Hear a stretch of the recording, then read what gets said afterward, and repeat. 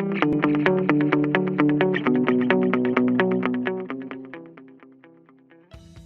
and welcome to the Analyst by Vajiram and Ravi, your daily guide to decoding current affairs the smart way for UPSC. It's 11th November 2025 and today's edition brings two insightful articles for Mains 2026. First, we will be exploring the Global Inequality Report by G20 Group, wherein we will be analyzing the key findings on global wealth gaps and their implications for international policy coordination. Second, the Tropical Forest Forever Facility. We will be having a deep dive into this new financial instrument for rainforest conservation and its potential impact on climate change. Finally, in our simplified section, we will be covering articles which are highly relevant for the upcoming prelims 2026 examination. So stay tuned. So guys, welcome back. We are starting with the very first article of the day, which is focusing on Global Inequality Report. Now recently, the G20 Extraordinary Committee of Independent Experts on Global Inequality has released the Global Inequality Report, and wherein we have to understand the article with the perspective of the charts which are shown here in this diagram, and also we have to understand the various other perspectives wherein how we have to solve this menace of inequality. So let us start with the very basics. Firstly, let me clarify that from the perspective of GS2 and 3, wherein in GS2 we know that we have the topics of social justice, and in GS3 we have the topics of inclusive growth and issues arising out of it. And whenever we are talking about inclusive growth, we have the topics of inequality within it too. So that is where let us start with the very basics of what exactly do you mean by inequality. Now guys, inequality is actually a state where the various sections of the populations are divided based on their incomes, wealth and various other parameters. Now these other parameters can be with reference to the educational levels, the skill, the health parameters of these sections of the population. So based on this, we have some sections which are known as, say, the lower income classes, the middle income classes and the upper income classes, and that is where we understand obviously that the lower income classes and the upper income classes, the higher income classes, the main difference lie between their income and their wealth, and obviously the social parameters such as health, skills, educational levels and various other factors. So when we talk about simplification of the topic, we will be taking up income and wealth inequality as of now, wherein income inequality refers to the uneven or unequal distribution of income between individuals or groups within an economy. Now coming back to measuring inequality, we take this simple Lorentz curve. Now the typical Lorentz curve is this one, as you can see here, and above it, if you can see, there is a line of equality.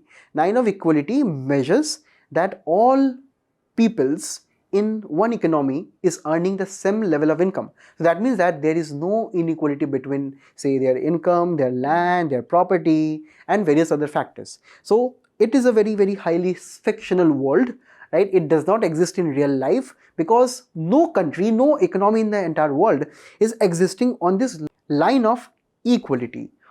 So most of the countries, most of the economies actually lie below this line, and the most interesting factor is that the further down you go, the further unequal you also become, because the Gini coefficient says that it is the ratio of the area of A divided by A plus B. If you can see, this is the area of A, right? And this is the area of B. So when we talk about measuring Gini coefficient, we have to understand where exactly the Lorentz curve is and how much the area of A is and how much the area of B also is. So this is exactly how we try to measure inequality via Gini coefficient. And you can understand, guys, that further down we go, the further unequal the society goes. The further up we go, or say the further up the Lorentz curve lies, the more equal the society is. So measure of 0 means it is a perfect equality, right? Measure of 1 means it is perfectly unequal. That means one person has all the income in the country or in that particular economy, because on the x and the y axis we generally take the cumulative share of people from the lowest to highest income groups, right? And this is exactly where we also have derived a particular figure that is around 0.3, 0.4 based on the Gini coefficient, that if it is more than that, that this is actually a measure of high inequality.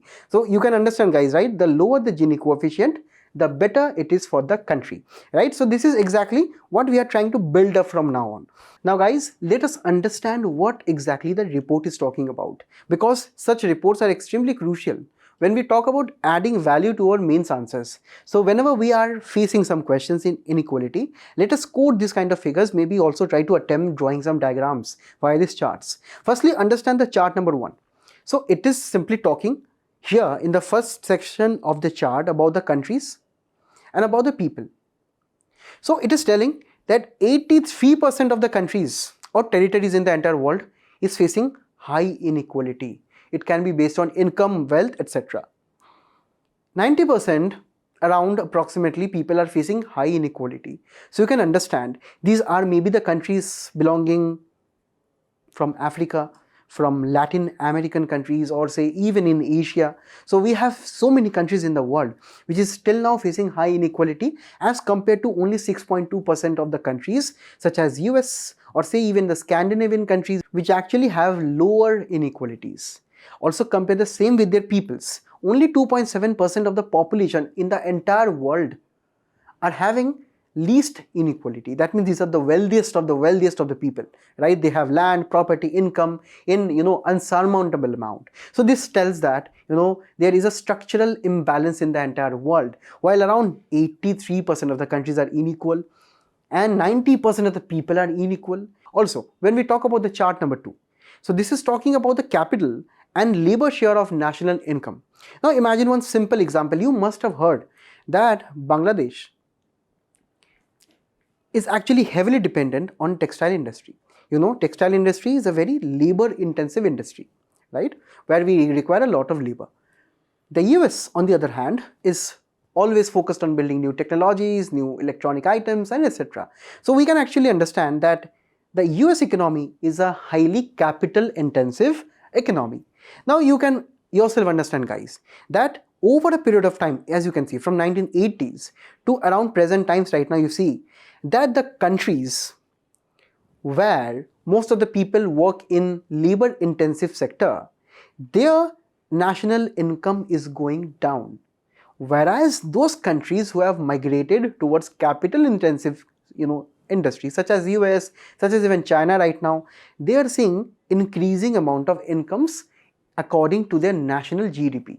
That means that the capital sector, or say the capital intensive countries, are actually much more well off right now, and people in those countries are better off than people who are actually living in countries which are heavily dependent on labor activities, right? And that is where it also reflects that understanding that the more you own properties, the more you own capital assets, the more returns you will be getting, right? And this is exactly what is the condition in the rest of the world also. Now let us go on to the chart number 3. Chart number 3 is talking about right now capital inequality. That means that the rich right now is getting richer by not working more, by actually owning more capital. This should be more clearer by understanding that the richest 1% in the entire world has captured 41% of the new wealth, while the bottom 50% received just 1%. So also when we talk about India here, so percentage of people or population living with less than $100 in capital income, that means the people who are having their land, their own assets, their own investments rather. So if you can understand, the inequality is in India, for example, is at the tune of 96%. That means 96% of Indians actually have less than $100 of capital ownership, right? And we can understand the rest 4% is having all of the capitals in the country. So we can understand that only the richest 4% in India is having most of the assets, most of the capital assets in the entire country. Let this sink in, guys. Okay. Also, between 2000 to 2023 in India, the richest 1% grew their wealth share by 62%. So it simply conveys that same information, that the rich people are not working more, but they are trying to own more assets, they're trying to invest more, they're trying to buy more land, rent it out, and they are earning the income by owning more, not by working more. Guys, now let us look at chart number 4, which is very, very interesting. See, over a period of time, the private sector have increased their wealth. The private companies, by investments in various other branches, some various other corporations, they have increased their private wealth. But over a period of time, as you can see, the government sector has become stagnant. The public wealth, the wealth of the various countries, the governments, they have remained stagnant, or they are decreasing right now. Why? Because the governments are becoming poorer.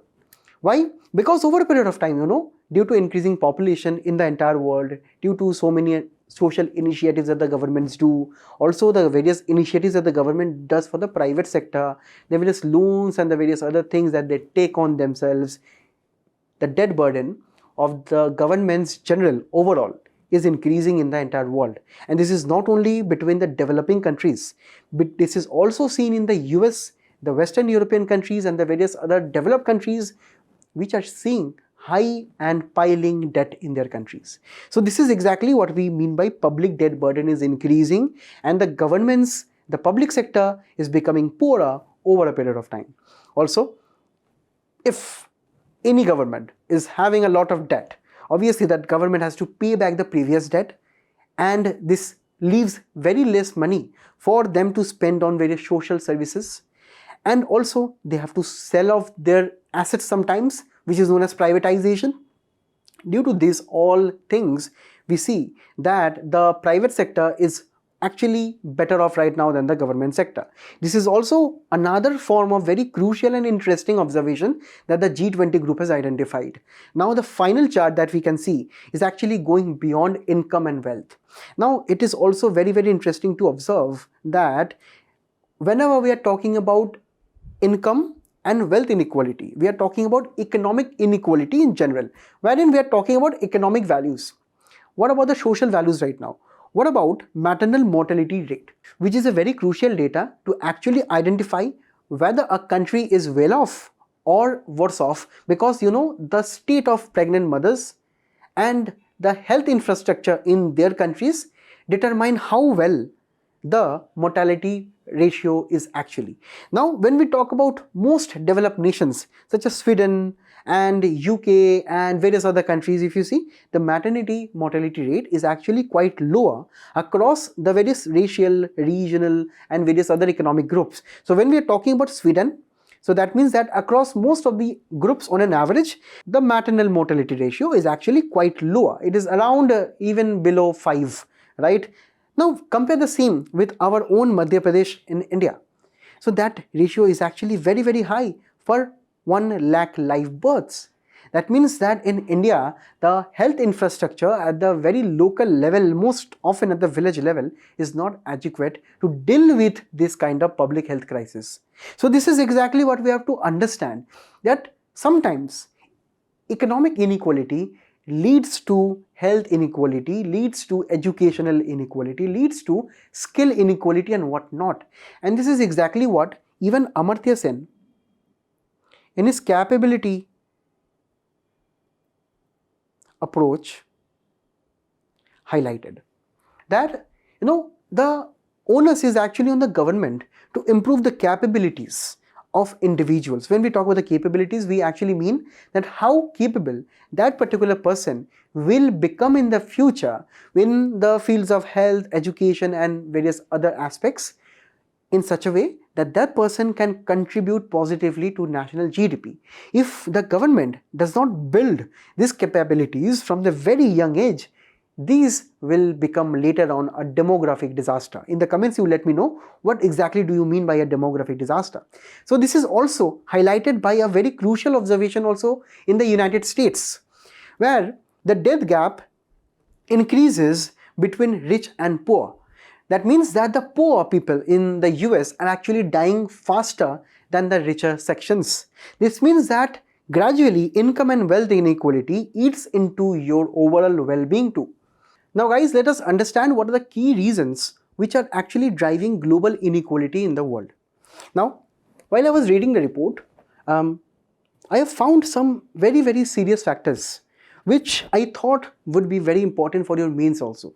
Now, these reasons are not written in the article, but while we try to understand what are the reasons behind the recent global inequality, firstly, I can wonder of the historical reasons for inequality. That is when the major European powers came into the various colonies, including even India.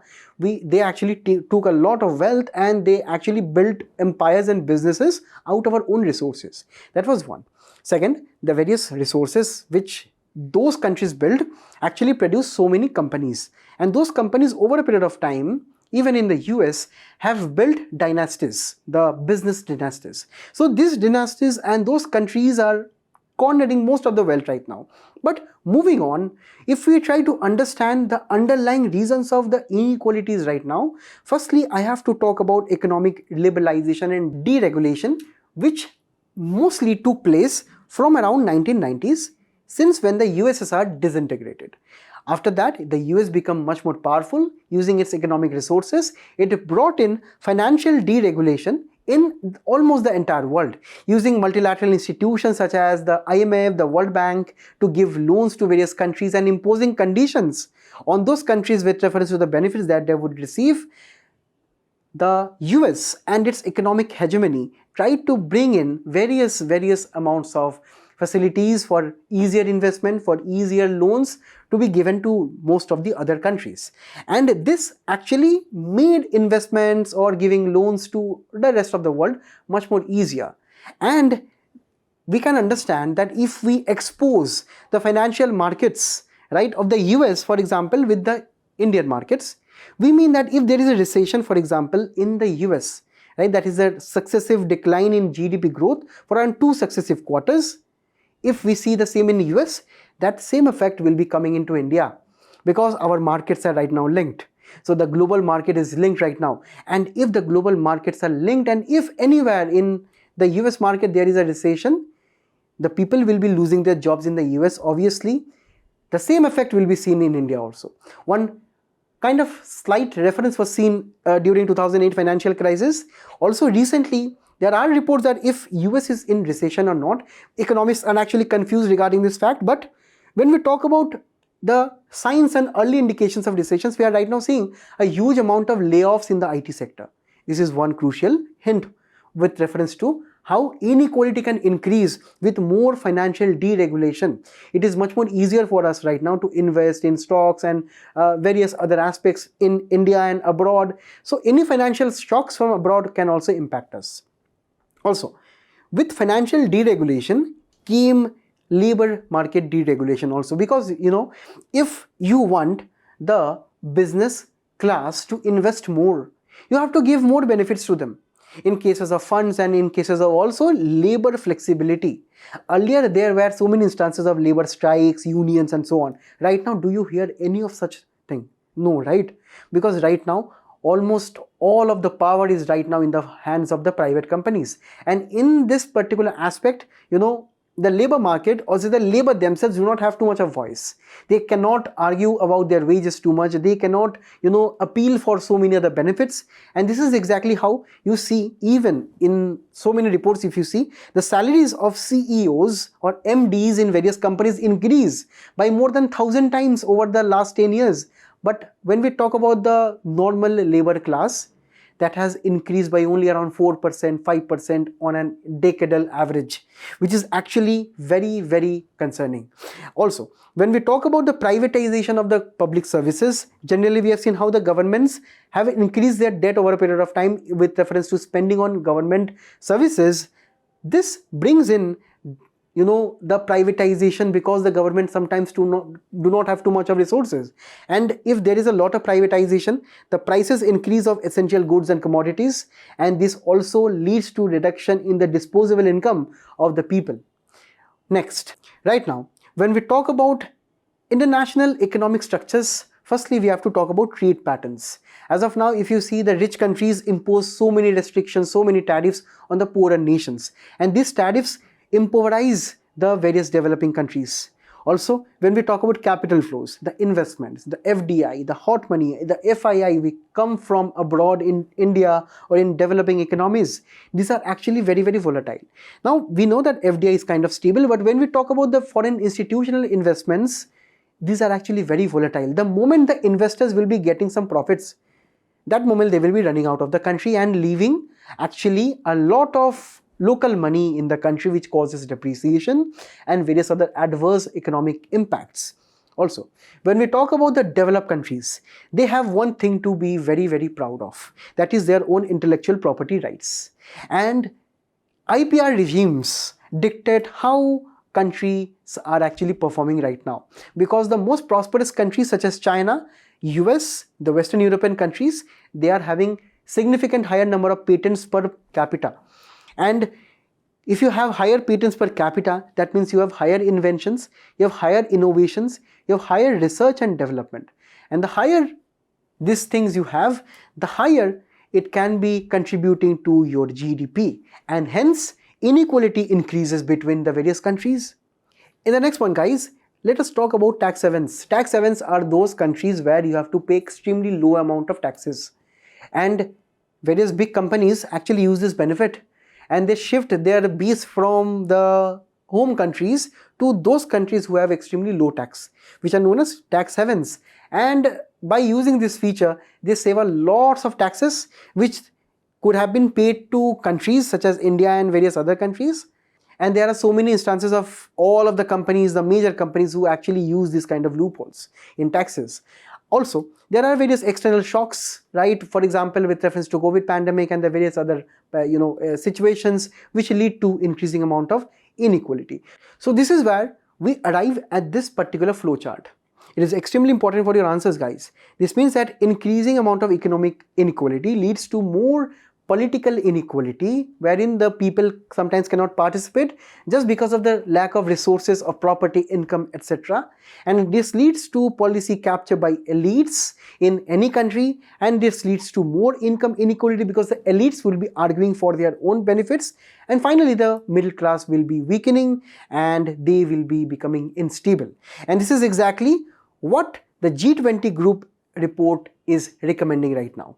Firstly, it is recommending that we must be establishing an international panel on inequality, just like the climate conferences which we have, or the World Trade Organization conferences which we have. We can again have one international institution specifically dedicated to inequality, wherein it can be based on the model of the IPCC. You know that IPCC is actually a research body where we have so many experts of climate, say field, of say biodiversity field. They all come and they present various reports. They actually take out various say data and give recommendations to the countries to fight climate change.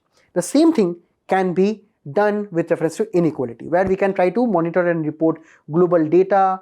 We can try to do global comparisons, also include crucial aspects of food and digital security, which goes beyond income and wealth inequality.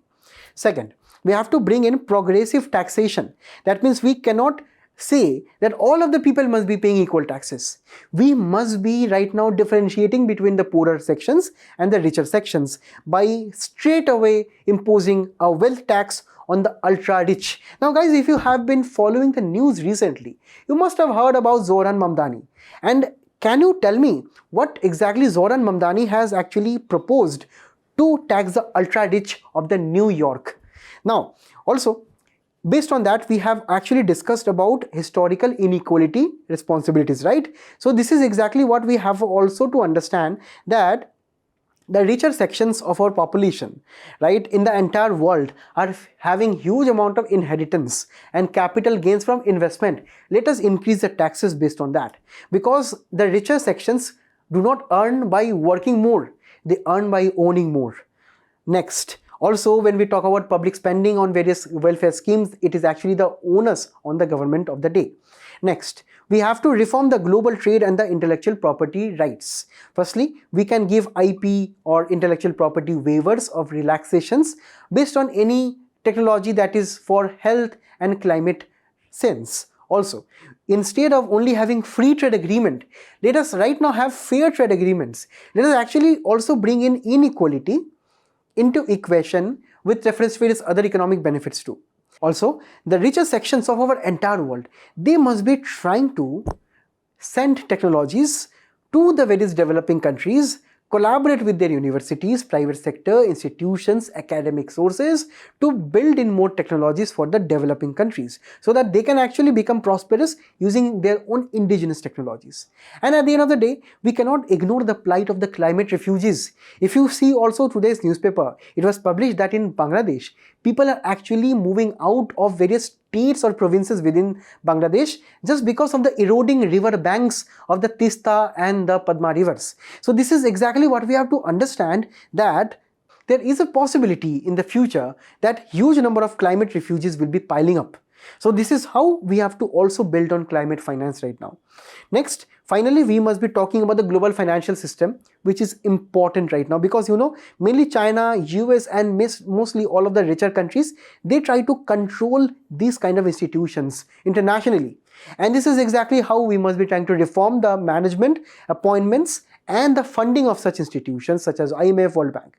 Next, we also must be bringing in global minimum corporate tax, which is right now proposed at around 15% under the OECD framework, which we have to realize in paper and reality right now.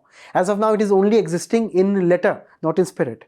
We must be having a global tax of 15%, so this dependence on this tax havens by these companies can decrease. Next, we must be also not be trying to becoming too much liberal, right, always when it comes to investment. India also, if you know, that it follows a partial capital convertibility regime.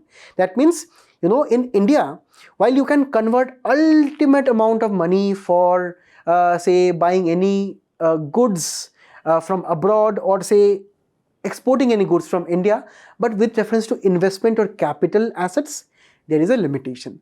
So that is how we must be having those controls. We must not be trying to liberalize fully, because there are various economic shocks which can actually totally destroy our own economic structures. Next, we must also be having instruments for debt relief for the nations which are having too much of debt. We must be trying to help them with reference to this kind of institutions and the recommendations. And finally, at the IMF, with reference to the quota at your IMF, we will be getting the SDR allocation, which is kind of an international reserve money you can use in cases of some, balance of payment crises or any kind of payments that you as a country needs to make. As of now, the IMF gives you SDR based on the quota you have dedicated to the IMF. But there is an increasing consensus right now that the SDR allocation must be based not on quota, but actually on the needs of the countries. If the country is actually poor, if the countries are actually needy, they must be given more SDR, not in measure with their contributions, because they cannot contribute too much simply because they do not have too much of resources. Now at the end, let us bring about some of the, understanding about India's own standing. As you can see, according to the recent report, India has decreased its income inequality. That means we have decreased our Gini index of income inequality, and it is right now better. Also, if you can see, if you can compare with the rest of the world too, India is actually having a good amount of income equality objective.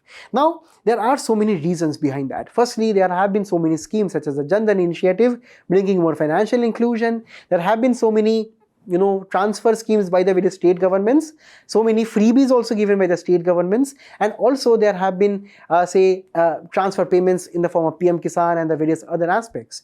Also, when we talk about the recent India, the 21st century India, we are progressing with reference to the various service sector of our country. We are also building on the manufacturing sector, where we are actually trying to build India into a global hub for electronics export. On also so many other incentives that the government is doing. All those efforts are showing small and incremental results right now.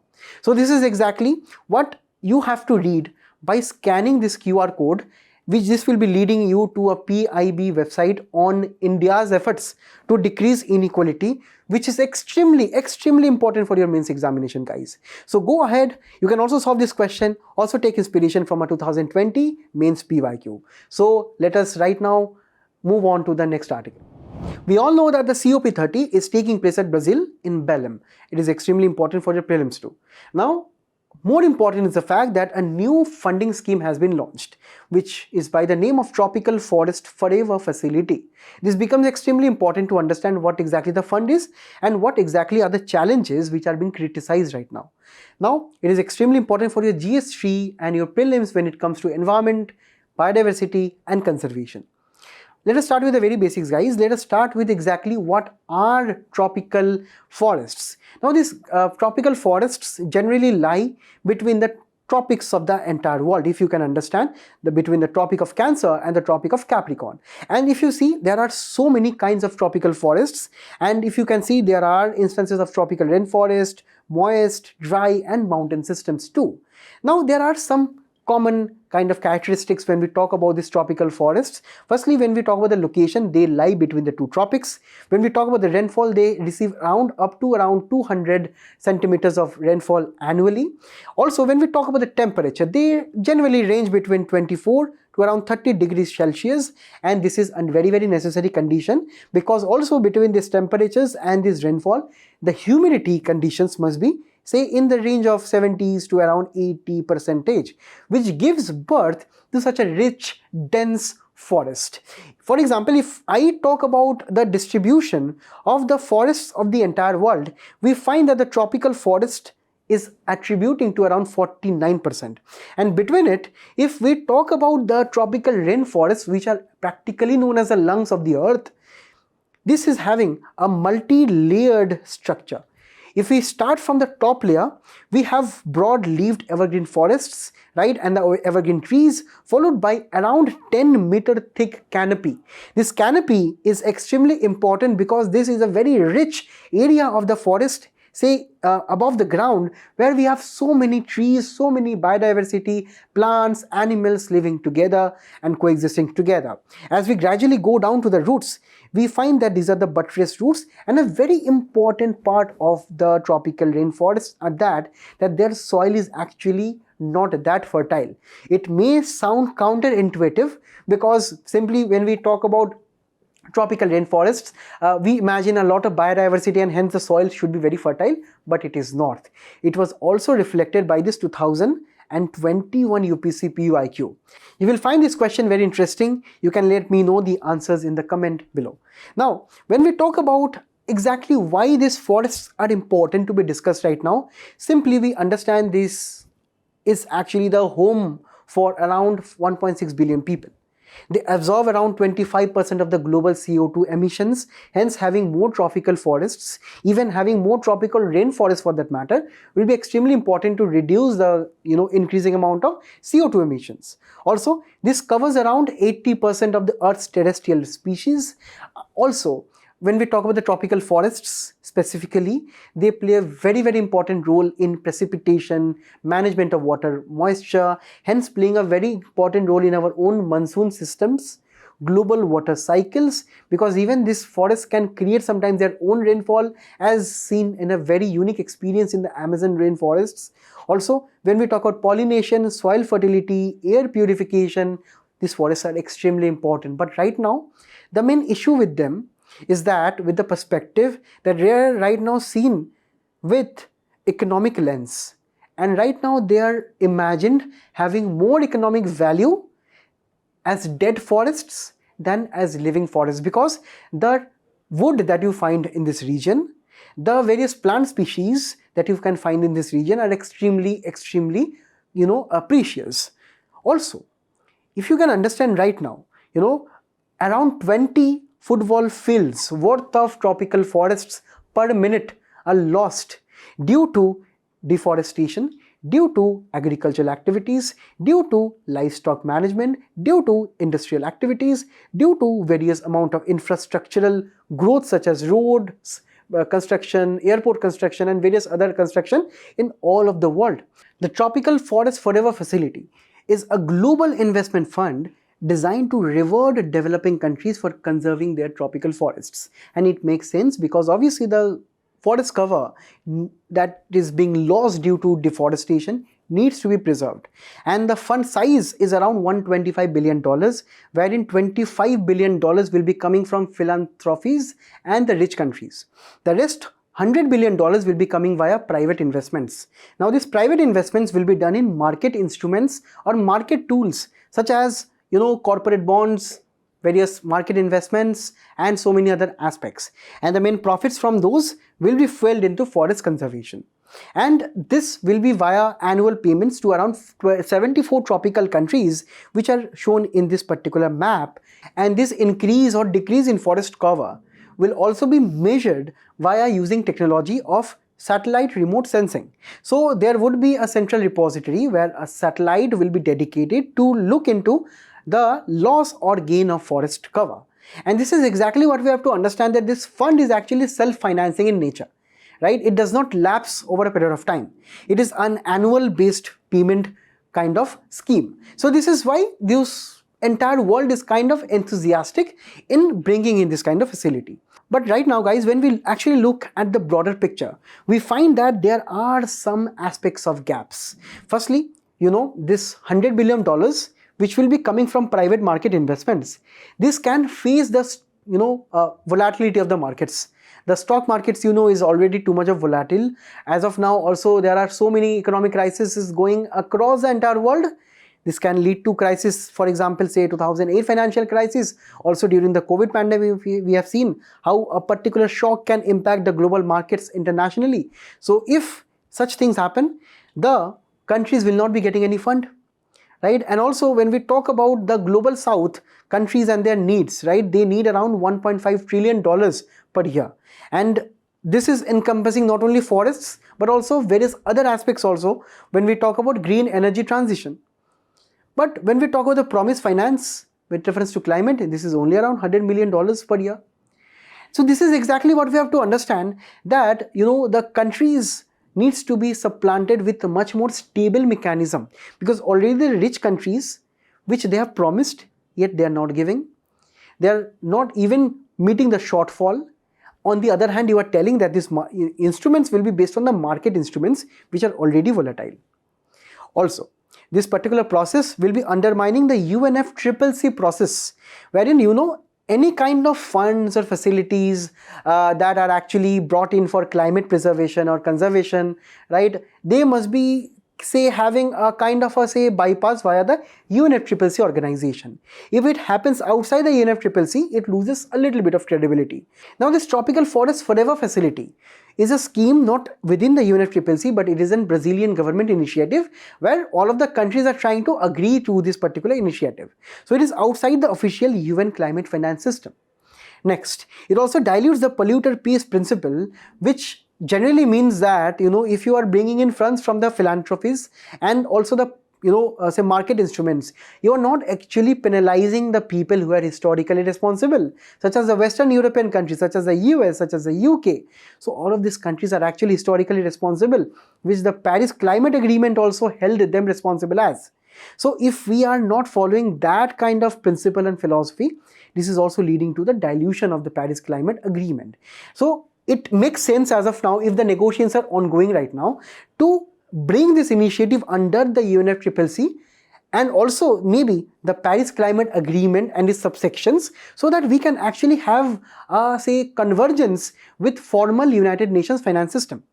Also, there are issues with reference to equity. For example, say Brazil and India are actually very prosperous developing countries. What happens to those countries in Africa or in Latin America who have so many amounts of tropical forests, but still they are not able to get the funds just because of the lack of bargaining power internationally? So the smaller forest nations can be suffering. And at the end of the day, who will be governing the fund? Who will be managing it? Who will be taking decisions? Who will be taking the audits so that the funds are spent in a proper way, so that there is no corruption? Who will be taking all the responsibilities? It is still not yet clear. So it is actually right now contingent on the entire world to discuss all this at the COP30 and finalize this kind of challenges in the form of solutions. Now, when we talk about the opportunities for India, obviously India is a tropical country and India has immense amount of tropical forests. That is why we have to understand, being in the top 10 forest rich countries, India's forest cover is around 24% and it is slightly also increasing over a period of time. So India will be gaining a lot if we are talking about being a part of this initiative. Also, Indian forests annually takes in around 3 billion tons of carbon dioxides. This means that we actually also worked as a carbon sink. Next, in India, there can be an opportunity to earn, right, with reference to this kind of facility. So India can also receive foreign money for their forest conservation, especially states such as northeastern states, the Western Ghat, even Uttarakhand and Himachal Pradesh, where even their state gross domestic product is lower due to forest cover, they can gain. And at the end of the day, India can also contribute technologies of remote sensing and climate finance expertise for this facility to be implemented in a truer and better sense. Now, there are two PYQs, guys, highly important for the prelims examination because this is in the news, and if tropical forests are in the news in 2025, there can be high probability of asking them because around approximately 10 years ago, these are the questions which have come in the prelims. Take your time, pause the screen, do not look back because there can be hints. You solve this in the comments below. Also, there is a mains practice question for you all. Practice this and let me know. Now we'll be moving on to the simplified articles. Guys, in this article, we'll be understanding the basics of the Women Reservation Bill because this has been challenged in the Supreme Court. We'll be also observing what the Supreme Court has its own opinion on this matter. Now, when we talk about the very background, we know that there are so many constitutional provisions for the protection of women in our country. Firstly, via Article 14, we all have equality before law. By the Article 15, subclause 1 and subclause 3, we have protections against discrimination on the grounds of sex for women. Next, from the perspective of Article 15, subclause 3, we have special provisions for women and children. Next, from the perspective of Article 15, subclause 3, we have special provisions for women and children. Article 16.1 also gives equal opportunity in public employment opportunities, hence reservations. Also, according to the directive principles of state policy, we have equal pay and equal livelihood as a part which is enshrined within the DPSPs. Finally, as a part of Article 243 D and 243T, we have the most significant sections of 73rd and 74th constitutional amendments, wherein we have reservation for women at the panchayat and the municipalities level. But despite such constitutional arrangements, we see actually very poor kind of representation for women in our policy circles. Only around 15% of women are represented as MP at the Lok Sabha. When we talk about the same at Rajya Sabha, it is at 13%. State Legislative Assembly are further worse at 9%. And also when we talk about the panchayat and municipalities, the figure is actually quite healthier because of this kind of constitutional arrangement we have. The picture is much more grim. If we compare India with even the Indian subcontinent and the various other countries, right? It is even ridiculous to understand that Pakistan has more women representatives as their at their own parliament. So this is why we have to increase the participation of women at the parliament and the legislative level. So this is exactly why we have the Nari, Shakti, Vandan, Adhiniyam 2023, or simply the Women Reservation Act. This act guarantees 33% of reservation for all women in Lok Sabha and assemblies at states, and the duration will be from the period of 15 years from the date of implementation. But the main aspect of implementation is that first there must be a census which must be conducted, which is pending till now. Next, there must be a delimitation commission, and only after that this 33% of the reservation provision will be coming into force. And this applies to the Lok Sabha, Rajya Sabha, also the State Legislative Assembly, and also the assemblies of Delhi, Pondicherry and Jammu and Kashmir too. Guys, now let us actually understand what the Supreme Court observation was on this matter. The Supreme Court was hearing a petition which challenged the Nari Shakti Act. And this Nari Shakti Act, while it was giving 33% of the reservation, it may have angered some peoples, right? And they have gone to the Supreme Court and challenged this matter. The Supreme Court replied in a very firm response. Supreme Court told that women are the largest minority in India, and their presence in the parliament has been steadily receding, decreasing, and that is why this act is needed for the matter. And also the Supreme Court further observed that there is this delay of this implementation. Supreme Court questioned the particular logic that if the act has been passed, why this has not been implemented. The central government is telling that let us conduct the census, then let us do the delimitation, after which we will be having some fresh new constituencies.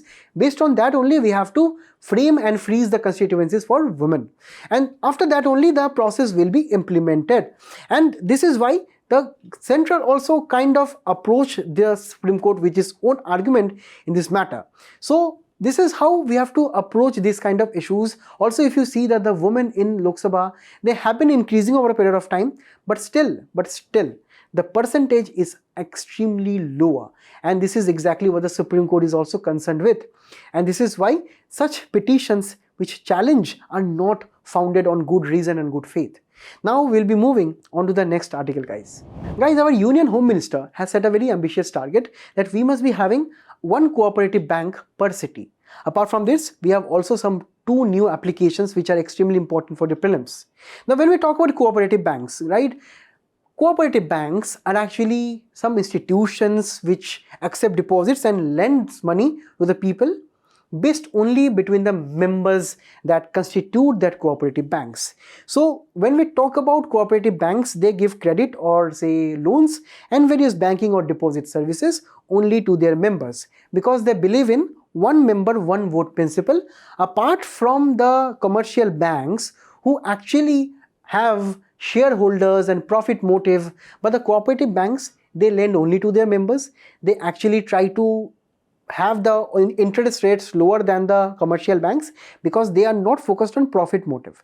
They're actually focused on a member centric motive. So mainly we find that the interest rates are lower, also the various loans and the procedures are actually much more easier and simple than the commercial banks. So that is why we have so many prominent cooperative banks in the entire country, right? And when we talk about generally the cooperative banks and their registration, these are kind of registered under the State Cooperative Societies Act or the Multi-State Cooperatives Act of 2002. So these are the respective state government acts, and this is one central government act. Now, when we talk about the various cooperative banks in the country, they are mainly regulated by the RBI plus Registrar of Cooperative Societies.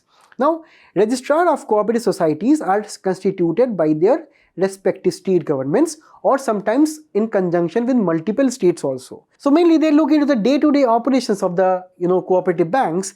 On the other hand, whenever we are talking about RBI regulation, they will be regulating with the financial matters. For example, the various capital adequacy ratio, the various liquidity norms, the various SLR, CRR norms. So all these financial and the banking terms, the RBI will be regulating. The day-to-day management, the staff, the bank board and everything will be kind of mainly regulated by the Registrar of Cooperative Societies at the state level or the multi-state level. Now guys, let us talk about the broader classification of cooperative banks. Simply in India, we have urban cooperative banks and rural cooperative banks.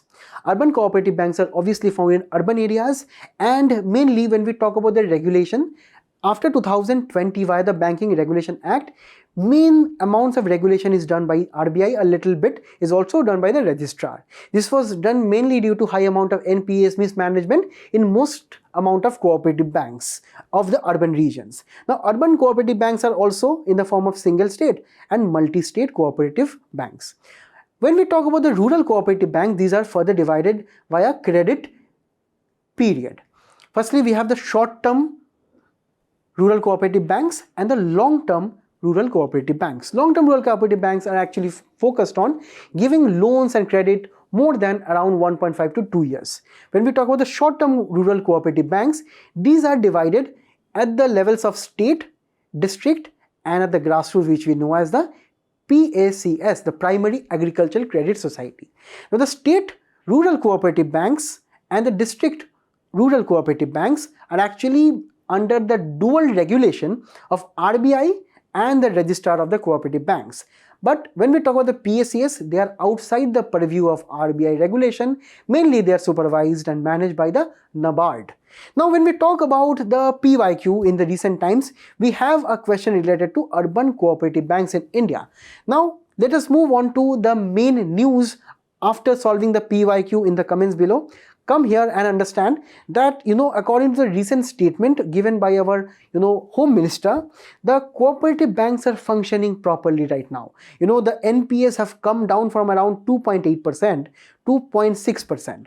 Also, the coverage of urban cooperative banks have increased and expanded to more than 700 plus cities. And that is why right now we have introduced some applications, digital applications for them. Mind you guys, UPSC can ask you, for example, Sahakar DigiPay was seen in the news, is related to what? So then you have to answer it via using this particular figure, that the Sahakar DigiPay is a digital payment application for cooperative banks to actually facilitate easy UPI transfers, online transfer or wallet transfers. So the Sahakar Digi Loan is actually facilitating online loan disbursal, documentation, tracking, etc. So this is what we are also envisioning, a future where all cities in India will be having at least one cooperative bank, so that the main benefits of lending, financing, microfinance, so many other institutions can actually take the help of cooperative banks in the future. So now let us go and move on to the next article. Guys, in this article, we are going to understand a very interesting phenomenon known as altermagnetism, which is challenging the textbooks, right? The entire world, because there can be a new entry in your textbook in the form of altermagnetism, apart from the existing two forms that we have known since so many years. Now, when we talk about traditional magnets, these are the ferromagnets. Ferromagnets means that their electron spins, right, or the main basic constituents which give magnetic fields are arranged all in one direction. And it is only due to electron spins, right, because the electron can spin around its axis, and this particular property gives rise to magnetic fields, right? This, when is aligned only in one direction, if you can see here, this is known as a property of ferromagnetism. On the opposite, when we talk about antiferromagnetism, this means that while there are electron spins in those objects such as manganese oxide, but all the spins, if you see, are in opposite directions. If one is pointing up, another is pointing down. So if you mean, this is telling the fact that all of the spins are cancelling each other, and hence we have external magnetic field in antiferromagnetism as 0, right? So this means that in ferromagnetism, the external field is positive or strong, it is non-zero, because there are electron spins which are all pointing in one direction, which is the main reason why we have magnetic properties of some objects. Now guys, let us actually understand how altermagnetism works in real life. Now again, go back to that model where we have understood that in every atom there are electrons, and due to the spins of electron we get ferromagnetism, where all the magnetic electrons are pointing in one direction. In antiferromagnetic properties, we have the electrons cancelling each other. But in altermagnetic substances, we have electron spins on cancelling each other, right? They are all cancelling each other on the outside. Externally we see that there is no net magnetic field, but internally, when we actually go inside an atom, if you think of it as a crystal like this, right? If we see very minutely, at the minute level, we can find some magnetic effect at the very internal level. And this is exactly what we have understood, that at with the electrons, a very interesting phenomenon is happening, which is known as spin splitting. That means that an upspin and a downspin have different energies between themselves. This is the main difference. If we understand, in ferromagnetic and antiferromagnetic, all these spins are having almost the same energies. But in altermagnetic properties, or say substances, these electron spins have different intensities between themselves. And this is exactly why we get a little effect of magnets, or say magnetic field, at that level. So this is exactly what we understand. This is a magic, that it is a zero magnet, but it has magnetic properties internally. And this will be extremely important when we are devising some special forms of applications from them. Firstly, spintronics are those specialized substances which actually use altermagnets to actually control the spins of some specialized devices. You know about hard disks or earlier floppy disks and so many other disks, which actually is dependent on magnetic properties. So the hard disks that you see right now are all based on ferromagnets. But the main problem with ferromagnets, is actually they have stray or free magnetic fields, which you cannot manage. But with altermagnets, we can actually manage all the magnetic fields. It becomes much more easier us to manage that, and hence have much more smaller, faster and low energy devices. Also, for quantum computing, we can use the same technology with reference to quantum bits, right, where interference is very minimal because on the outside there is no magnetic field. Also, with reference to ultra fast electronics, altermagnets can switch 1,000 times, right? And this is much more faster than our normal electronic items. And finally, it also helps in reducing energy and energy expenditure because this is much more efficient, smaller and faster. So this is how we have to understand a question from 2022 PYQ, which is kind of related to magnetism and its effects on the earth. So let me know the answer in the comments and we will be moving on to the next article. Guys, in this article we are going to understand the recent updates on the unemployment scenario in the country. Firstly, when we look at the report, we find that unemployment has declined to 5.2% in July to September period of 2025, which was earlier quite high at 5.4%. Now, here we find that the salaried jobs in urban areas are rising according to the recent reports. And salaried employment is the most desirable form because we get social benefits, we get a proper protected job, and we also have proper timelines and schedules and working hours. And when we talk about the salaried jobs, it has decreased slightly. Also, when we talk about the self-employment and the casual labor, they all are also kind of having a stable value.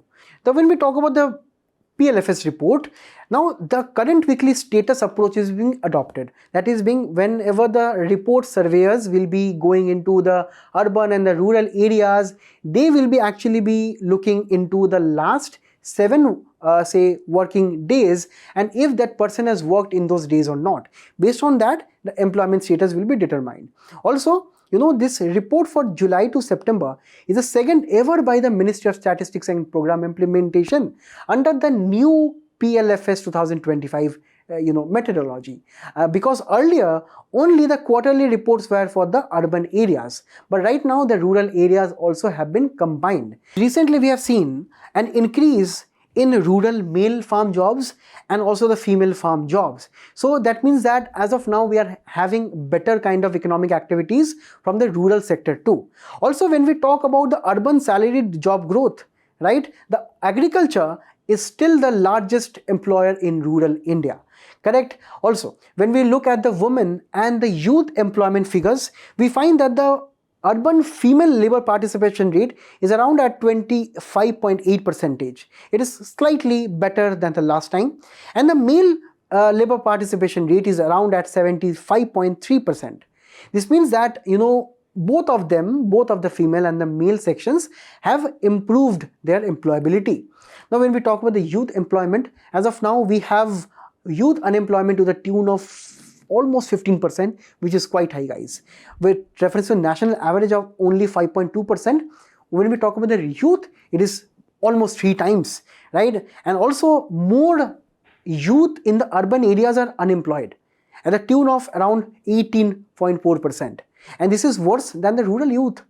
This means that, these policies of employment and skilling must be targeted to the, urban youth. And also, urban young women face around 25.3% unemployment, and this is actually among the highest segments. And this can be at the tune of various patriarchy norms and various other features, but this is what the current data is looking like, and this data is extremely important for your mains examination too, guys. So now we have to actually move on to PYQs here. You can solve them and let me know in the comments below. Guys, in the last article, we have a new initiative by HUTCO by the name of UiWIN Initiative. So let us actually understand how it is very, very important for the development of the urban areas of our country. Now, when we talk about the development of the urban areas, we have to understand that the municipal bodies of our urban areas are sometimes lacking funds for development of the various, say drainage systems, the sewage disposal systems, even maintaining the roads properly, the lighting properly. So that is why we have to understand the importance of proper infrastructure in the urban areas. Also, we have another data that by 2036, around 60 crore people or more than 600 million people will be living in urban areas, contributing to around 40% of India's population. So this is exactly this particular initiative has been launched by the Ministry of Housing and Urban Affairs. It is having a two structure. Firstly, the HUDCO headquarter will be framing all the policies, and the regional offices will be taking care of the implementation of this particular scheme. Now, exactly what they are trying to do? They are trying to channelize various investments from various sections of the population in a particular city and channelize the investments into building various tangible infrastructure by supporting the local and the urban local bodies. And this will be via various private funding, the public funding, and also the funding that comes from various international institutions also, right? So all of this funding will be taken care of, and this funding can be coming from the multilateral agencies, private sector, even from the private and the public partnerships, municipal bonds, land value capture and monetization, and also the various other government schemes such as Amrut, Swachh Bharat. All of those monies will be pooled together and proper urban infrastructure will be built. And here we are also trying to double our urban investments in 5 years under this initiative. And here we are also trying to focus a lot on capacity building, training and scaling of the people so that they can actually have better skills in the future for urban infrastructural development. So this was all for the news, a very, very important urban initiative. And now I have reached till the end of the discussion. I thank you all for being a very patient audience. Please do attempt the quiz which is following up. Till we meet again, all the best and best of luck. Thank you.